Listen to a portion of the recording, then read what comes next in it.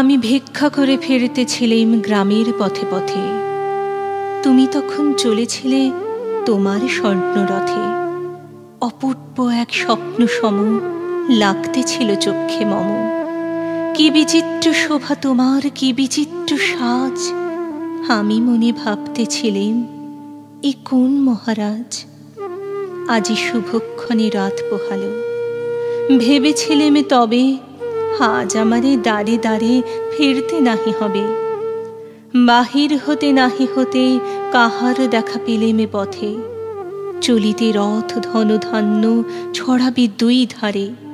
মুঠা মুঠা করিয়ে নেব নেব ভাড়ে ভাড়ে। দেখি সহসা রথ থেমে গেল আমার কাছে এসে। আমার মুখপানে চেয়ে নামলে তুমি হেসে। দেখে মুখের প্রসন্নতা জুড়িয়ে গেল সকল ব্যথা। হেন কালে কিসের লাগি তুমি অকস্মাৎ, আমায় কিছু দাও গো বলে বাড়িয়ে দিলে হাত। মরি, এ কি কথা, রাজাধিরাজ আমায় দাও গো কিছু। শুনে ক্ষণকালের তরে রইনু মাথা নিচু। তোমার কি বা অভাব আছে ভিখারি ভিক্ষুকের কাছে।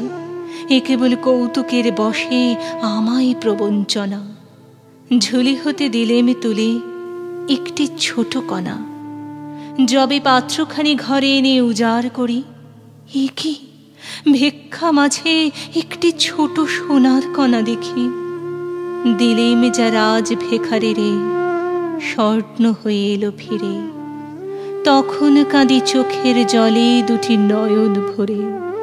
তোমায় কেন দিইনি আমার সকল শূন্য করে।